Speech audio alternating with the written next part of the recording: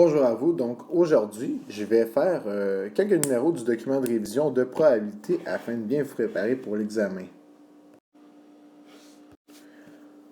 Donc on va commencer par le numéro 3. Le numéro 3, c'est le numéro de casino. Donc Marilisa qui est au casino, mais elle ne sait pas quel jeu choisir. Donc on va déterminer la probabilité de chacun des deux jeux, puis on va pouvoir déterminer lequel de ces deux-là elle est mieux de choisir si elle veut gagner. Donc pour le premier jeu, le jeu des billes.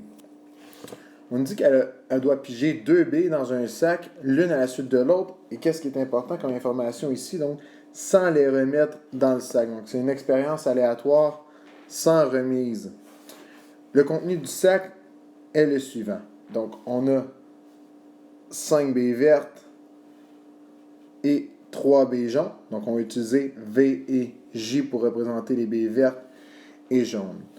Donc, nous, ce qu'on veut, c'est la probabilité qu'elle pige deux billes jaunes. Donc, ça, c'est la probabilité lorsqu'elle gagne.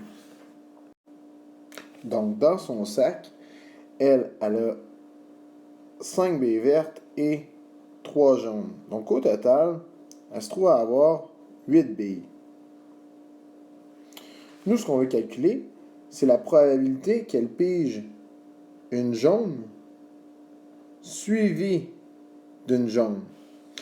Et on sait que lorsqu'on utilise suivi, c'est comme une multiplication des probabilités. Donc, je vais venir multiplier la probabilité d'avoir une jaune à la première bille avec la probabilité d'obtenir une jaune lorsque je tire la deuxième bille.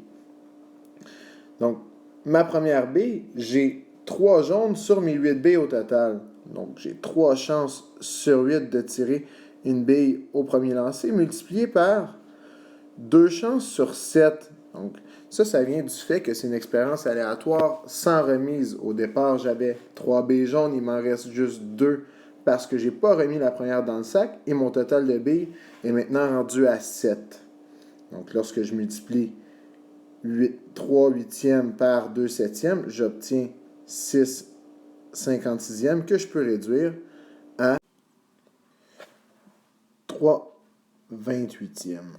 On aurait donc trouvé la probabilité du jeu numéro 1. Donc, j'avais 3 chances sur 28 d'obtenir 2 billes jaunes consécutives, ce qui me fait gagner le jeu. On doit maintenant comparer la probabilité de gagner du jeu 1 avec celle du jeu 2 pour savoir quel jeu elle doit choisir.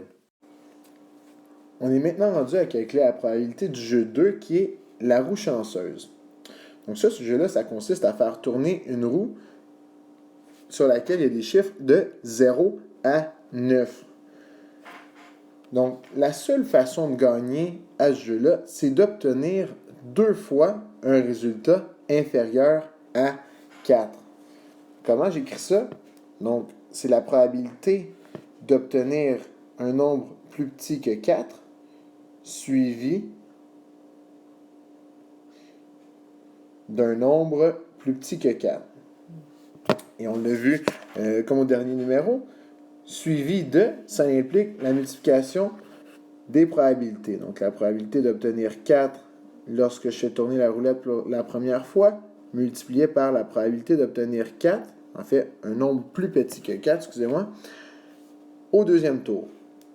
Donc la probabilité d'obtenir un nombre plus petit que 4 au premier tour, j'aurai le 0, le 1, le 2 et le 3. Donc, ce qui me donne 4 résultats sur les 10 au total, multiplié par mes chances d'obtenir un résultat plus petit que 4 au deuxième tour. Mais ça, c'est une expérience qui est avec remise. En fait, j'ai aucune case de ma roulette qui disparaît. Donc, j'ai encore le 0, le 1, le 2 et le 3 que je peux obtenir. Donc, mes chances sont encore de 4 sur 10. Et lorsque je multiplie les deux fractions, ça me donne 16 sur 100, qu'on peut réduire à 4 sur 25. Et on aime ça, les fractions sur 100, ça nous donne directement un pourcentage. Donc, les chances de gagner, c'est de 16%. On est maintenant rendu à l'étape de choisir le jeu qui serait le plus avantageux. Donc, on se souvient au jeu numéro 1, on avait 3 chances sur 28 de gagner, ce qui équivaut à 10,71%. Ici, on compare au pourcentage de chance de gagner du jeu numéro 2, qui est 16%. On voit qu'il est plus petit. Donc, je serais plus avantagé de jouer au numéro 2, en fait au jeu 2, qu'au jeu 1. C'est la fin. Donc, c'est tout pour aujourd'hui. Ce qu'on doit retenir, la probabilité de réussir l'examen si tu as étudié est beaucoup plus grande que la probabilité de réussir l'examen si tu n'as pas étudié. Donc, sur ce, bonne étude.